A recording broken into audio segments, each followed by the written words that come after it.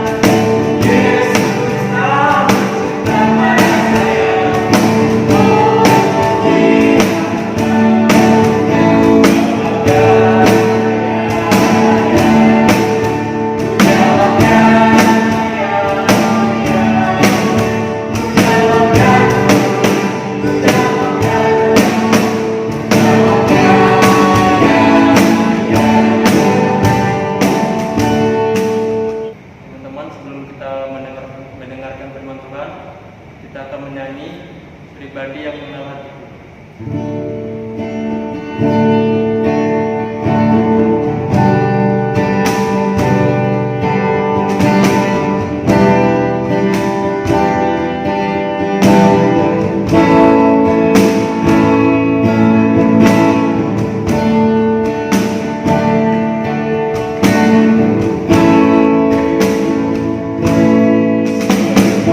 Oh, sayang,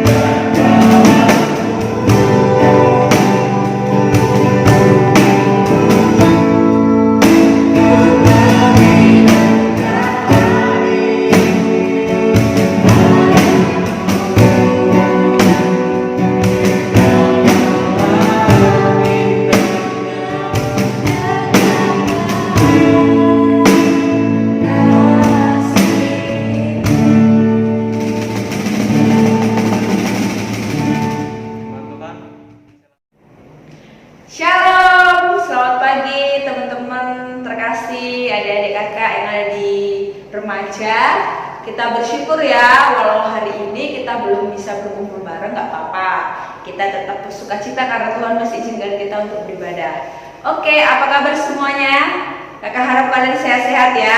Luar biasa ya, mantap. Kita mau mendengarkan firman Tuhan, tadi sudah memuji Tuhan kan? Sekarang kita mau berdoa untuk kita mendengarkan firman Tuhan. Mari kita bersatu dalam doa.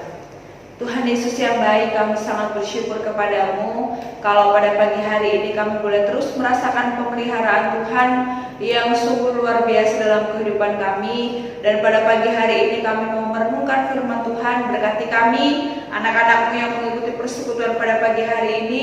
Urapi kami sehingga kami boleh memuliakan Tuhan dalam setiap kehidupan kami. Dan biarlah perenungan firman Tuhan pada pagi hari ini semuanya mendatangkan kemuliaan bagi nama Tuhan, dan kami boleh memahaminya. Terima kasih Tuhan Yesus.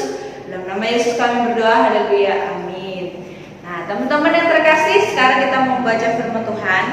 Satu bagian firman Tuhan yang akan kita renungkan pada pagi hari ini yaitu yang terambil dari kitab Amsal. Yuk teman-teman yang di rumah buka kitabnya ya. Amsal pasal 4 ayat 23. Amsal 4 ayat 23. Oke teman-teman, kalau sudah menemukannya, kakak akan bacakan bagi kita semua. Teman-teman boleh nyimak dari Alkitabnya masing-masing. Amsal 4 ayat 23. Jagalah hatimu dengan segala kewaspadaan, karena dari situlah terpancar kehidupan. Sekali lagi kakak baca ya. Jagalah hatimu dengan segala kewaspadaan, karena dari situlah terpancar kehidupan. Nah, teman-teman yang terkasih dalam nama Tuhan Yesus, tema renungan kita pada pagi hari ini yaitu jagalah hatimu. Ada apa dengan hati? Kenapa hati harus dijaga? Nah teman-teman yang terkasih, apa itu yang terpenting dari hati? Sehingga firman Tuhan katakan hati itu perlu dijaga. Makanya kakak tadi awal katakan ada apa dengan hati? Nah teman-teman, hati adalah pusat seluruh kesadaran hidup manusia. Ingat ya, hati adalah pusat seluruh kesadaran hidup manusia. Nah teman-teman yang terkasih, Tuhan merindukan setiap orang untuk memberikan hati kepadanya, bukan kepada hal-hal yang lain. Kenapa harus hati? Karena tadi apa? Hati pusat seluruh kehidupan manusia. Nah teman-teman, banyak hal yang perlu kita jaga dalam hidup ini. Kita perlu menjaga kesehatan kita, apalagi sekarang situasi pandemi saat ini ya. Kesehatan itu paling utama. Lalu banyak orang yang berusaha selain menjaga kesehatan supaya kelihatan awet muda, dia menjaga kulitnya pakai sunblock dan lain sebagainya untuk perawatan kulit dan lain sebagainya. Kemudian ada juga orang yang menjaga agar tubuhnya tetap langsing, olahraga setiap hari, makan makanan yang sehat, diet supaya tetap langsing. Lalu ada juga teman-teman, ada yang menjaga dirinya supaya tetap kelihatan fresh, awet muda, begitu ya. Bagaimana caranya supaya kelihatan awet muda? Mungkin perawatan tadi ya, kayak perawatan kulit, lalu dan lain-lain. Itu semuanya baik. Tetapi teman-teman, lebih dari semua itu, yang terutama seharusnya adalah apa? Hati. Hatilah yang terutama perlu kita jaga dengan segala kewaspadaan. Makanya dikatakan jagalah hatimu dengan segala kewaspadaan, karena dari hatimu itu terpancar semuanya. Nah teman-teman yang terkasih, lalu dari firman Tuhan ini tadi temanya adalah kita diingatkan untuk menjaga hati. Nah, mengapa Tuhan sangat serius memerintahkan untuk menjaga hati kita dari segala kewaspadaan? Teman-teman, ada 3 alasannya. Alasan supaya kita bisa tetap menjaga hati kita, yang pertama adalah karena dari hati yang sama dapat memancar dua mata air. Nah teman-teman, coba teman-teman lihat dalam Alkitabnya yang terambil dari kitab Yeremia pasal 17 ayatnya yang ke Yeremia 7. Oh maaf, Amsal 4 ayat 23 tadi. Jagalah hatimu dengan segala kewaspadaan, karena dari situlah terpancar kehidupan. Nah teman-teman, mata air yang membawa aliran yang rusak itu menunjukkan kondisi hati yang tidak baik. Nah teman-teman, kenapa digambarkan hati itu seperti dua mata air, seperti dua macam mata air? Karena mata air itu menunjukkan hidup ya, sumber kehidupan. Karena kalau ada mata air itu ternyata di situ mengalir, oh itu sumbernya begitu. Nah jadi teman-teman yang terkasih, di sini ada maksudnya. Dua macam mata air itu yang seperti apa? Kalau mata air membawa aliran yang rusak, itu menunjukkan bahwa seperti hati kita. Kalau dari sumber hati kita itu alirannya, hati kita itu rusak, maka yang mengalir itu juga yang rusak-rusak. Hal-hal yang terjadi itu buruk, yang keluar, yang kita lakukan itu hal-hal yang tidak baik. Lalu kalau mata air itu membawa kehidupan, mata airnya bagus, kita nih mata air kita tuh hati kita tuh bagus, maka akan selalu membawa suasana hidup yang baik. Contohnya apa? Contohnya teman-teman, saat hatimu sedang tidak baik, tidak beres, menyimpan segala kemarahan, kepahitan, maka yang keluar dalam pikiranmu adalah tindakan-tindakan yang tidak baik.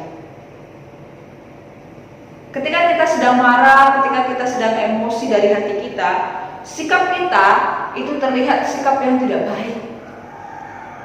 Mungkin orang nggak ada salah sama kita, tiba-tiba kita marahin, ya kan? Itu sikap yang tidak baik. Lalu orang-orang ramah sama kita berpikir negatif karena hati kita sedang tidak baik. Bahkan pikiran kita nggak baik, yang kita lakukan pun tidak baik. Tetapi kalau hati kita baik, hati kita itu memancarkan kehidupan, maka yang keluar selalu hal-hal yang positif. Pikiran kita pun selalu dilingkupi dengan pikiran yang positif. Jadi teman-teman, alasan supaya kita menjaga hati kita, karena dari hati yang sama itu dapat memancar dua macam mata air. Hati kita bisa memikirkan hal-hal, menunjukkan aliran mata air yang tidak baik. Hati kita, hati yang sama juga menunjukkan aliran yang baik. Jadi hati-hati dengan hati. Itu yang pertama. Lalu yang kedua, alasan supaya kita tetap menjaga hati kita, karena hati adalah bagian dari perangkat hidup manusia yang licik. Wah, kenapa dikatakan seperti itu ya teman-teman? Tadi yang pertama, hati itu memancarkan dua mata air. Lalu yang kedua, hati itu perangkat manusia yang paling licik. Terdapat dalam kitab Yeremia. Nah, sekarang Yeremia pasal 17 ayatnya yang ke Yeremia 17 ayat 9. Yeremia 17 ayat yang ke-9. Kakak baca untuk kita semua. Betapa liciknya hati, lebih licik daripada segala sesuatu, hatinya sudah membatu, siapakah yang dapat mengetahuinya? Teman-teman, ada sebuah ilustrasi. Pada suatu kali ada seorang guru bersama dengan para muridnya. Nah, guru ini mengatakan seperti ini kepada muridnya. Katanya, anak-anak, kali ini kita semua akan belajar menggambar. Terus murid-muridnya berkata, menggambar apa ibu? Mereka dengan sangat gembira mengatakan, gambar apa bu? Begitu ya. Nah, hari ini kita mau menggambar binatang. Lalu gurunya berkata, semua di situ siapkan alatnya ya, siapkan peralatan untuk menggambar. Dan semuanya murid itu melakukan apa yang diperintahkan oleh gurunya. Dan kemudian gurunya mengawasi, namanya guru ya, diawasi satu-satu, muridnya diawasi. Nah, di situ ada seorang anak bernama Doni. Dia mendekati Doni, teman-teman. Nah, sedang menggambar sebuah dinding. Katanya, gurunya bertanya, Doni, tadi ibu menyuruh semua anak untuk menggambar binatang, bukan menggambar dinding-dinding rumah. bagian-bagian rumah.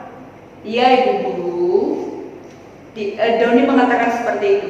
Kemudian ditinggalkannya. Kamu harus gambar binatang. Iya bu, katanya. Ditinggalkannya. Lalu tak lama kemudian ibu guru itu mengatakan anak-anak waktu menggambar sudah selesai, silakan dikumpul ya. Dan kemudian ibu itu menghampiri Doni lagi ke meja belajarnya. Lalu dikatakan, Doni, ini gambar apa? Marah ibu itu. Karena Doni tadi katakan iya, tetapi dia tidak melakukan apa yang diperintahkan sama gurunya. Dia tetap menggambar dinding rumah seperti itu. Nah lalu ibu bilang kamu harus gambar binatang. Kenapa kamu masih gambar dinding ini? Bu, saya gambar binatang, kata Doni. Saya ini gambar cicak. Mana cicaknya? Orang yang kamu gambar aja dinding. Lalu Doni bilang, Bu, cicaknya itu sedang ngumpet di balik dinding ini karena ibu marah-marah. Ibu itu bingung apa maksudnya. Nah teman-teman yang terkasih, apa sih maksud dari cerita itu? Nah teman-teman, kalau kita lihat hati itu ibarat cicak yang sedang bersembunyi di balik dinding yang katanya digambar oleh si Doni tadi. Apa maksudnya? Hati itu adanya semua yang ada dalam hati itu adanya penipu. Maksudnya apa? Orang bisa saja melakukan sesuatu tanpa sepenuh hati, tetapi tidak diketahui orang. Contohnya, kalian disuruh nyapu kelas, kalian lakukan kan? Tapi apakah guru kalian tahu kalau kalian melakukannya tidak sepenuh hati? Nggak tahu. Menipu nggak hati? Menipu. Lalu orang bisa saja percaya kepada Tuhan, padahal hatinya sebenarnya tidak sepenuhnya percaya. Contohnya, datang ke gereja Allah, yang penting karena orang pesen aku datang aja lah ibadah, padahal hatinya nggak percaya, nggak sepenuhnya percaya sama Tuhan. Lalu teman-teman, ada orang yang bisa saja orang dapat mengasihi sesamanya walaupun tidak sepenuhnya ia mengasihi. Kalau kita tanya sama teman kita, atau kakak tanya sama kalian, kalian mengasihi kakak enggak? Terus pasti kalian akan jawab mengasihi dong kak, masa enggak? Tapi ternyata kalian enggak sepenuh hati mengasihi kakak. Apa kakak tahu? Enggak tahu. Tetapi itulah hati. Hati selalu bisa menipu. Kita disuruh melakukan apa yang diperintahkan kita lakukan, tetapi tidak dengan hati kita. Kita lakukan, tetap kita laksanakan. Seperti Doni tadi, Doni disuruh menggambar, dia lakukan, dia laksanakan, tetapi tidak dengan sepenuh hati. Nah teman-teman, seperti itulah hati. Hati manusia, hati kita, hati itu penuh dengan tipu muslihat. Hati itu licik. Jadi teman-teman, jangan sampai hati kita itu tidak terkendali lagi. Kalau kamu disuruh mengasihi, kasihilah sepenuh hati dari hatimu, bukan setengah-setengah. Kalau kamu disuruh melakukan suatu perintah, lakukanlah dengan sepenuh hati. Jadi jangan terkecoh, makanya hati perlu dijaga. Kalau kita menjaga hati kita, maka yang kita lakukan adalah hal-hal yang baik. Kemudian yang terakhir teman-teman, apa alasannya kita harus menjaga hati kita? Selain hati itu perangkat yang sangat licik, yang terakhir adalah hati adalah tempat perkembangan dosa. Waduh, bahaya kan? Hati tempat perkembangan dosa. Terdapat dalam Matius pasalnya yang kelima ayat 28. Tetapi aku berkata kepadamu, setiap orang yang memandang perempuan serta menginginkannya sudah berzina dengan dia di dalam hatinya. Wah teman-teman, mengingini milik orang aja sudah berzina dalam hatinya. Dalam hati kita ngomong gini, kita ngomong dalam hati, aku ingin loh punya hati kayak dia. Tapi kita ngomongnya cuma dalam hati. Apakah orang-orang tahu kita lagi pengen? Enggak. Tapi hati kita udah ngomong kayak gitu. Disitulah hati tempat perkembangan dosa. Contohnya kita nggak ngomongin orang, tapi dalam hati kita lagi ngomong kayak gini. Dia ini sok-sokan. Jadi orang sok banget sih, sok pintar, sok cantik, sok ganteng. Mulut kita nggak mengeluarkan apa-apa, tapi hati kita sedang berbicara. Itulah yang dinamakan hati adalah tempat perkembangan dosa. Kita nggak ngomong tapi hati kita ngomong, kita mau diem tapi hati lagi ngomong. Teman-teman yang terkasih, itu yang dimaksudkan supaya kita tetap harus menjaga hati. Jangan sampai hati kita dinodai dengan dosa. Karena apa? Semua ucapan sia-sia berawal dari hati. Hati yang kacau akan selalu membuat ucapan kita tidak menentu. Semua rencana jahat itu berawal dari hati. Kenapa bisa ada pembunuhan? Karena dalam hatinya ada dendam. Kenapa bisa ada dendam, ada amarah, ada sakit hati? Kenapa bisa ada permusuhan? Tidak ada pertemanan di antara sesamanya, karena dalam hatinya ada kekecewaan. Nah, jadi yang muncul itu berasal dari hati. Nah, teman-teman yang terkasih, dari firman Tuhan pada pagi hari ini kita mau belajar ya. Sebagai anak-anak remaja, kakak juga belajar. Sampai sekarang kakak masih terus berusaha. Memang nggak mudah. Hati kita kontrol dan kita kendalikan itu nggak mudah. Pikiran kita berkata, kita berpikir dalam akal kita, firman Tuhan katakan harus mengasihi, tapi hati kita kalau ketemu orang yang kita kasih, diem kita kan, senyum gitu, halo dalam hatinya kamu nih. Kita bisa senyum tapi hati kita ngomongin orang, menipu kan? Nah, jadi teman-teman, yang terpenting adalah jaga hatimu. Jaga hatimu, jagalah hatimu, jangan sampai hatimu itu memancarkan hal-hal yang tidak baik. Ingat apa? Pesan kakak, jagalah hatimu. Karena hati itu, yang pertama tadi apa? Hati itu memancarkan dua macam mata air. Bisa keluar yang jahat, bisa keluar hal-hal yang baik. Lalu hati apa? Hati itu perangkat dari tubuh manusia yang paling licik.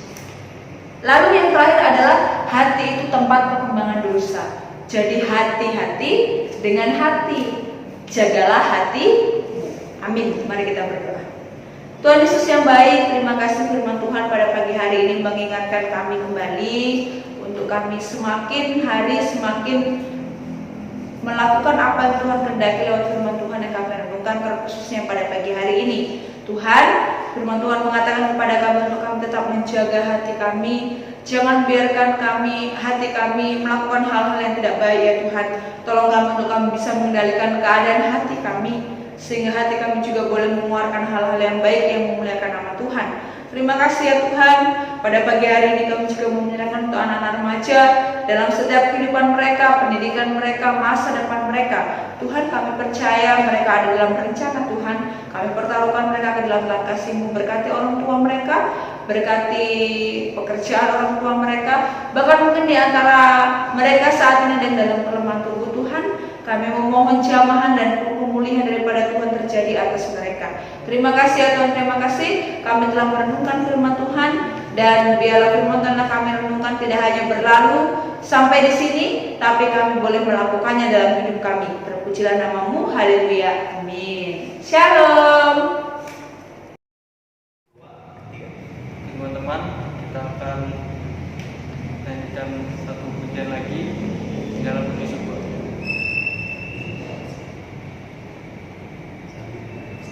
Sambil memberikan persembahan.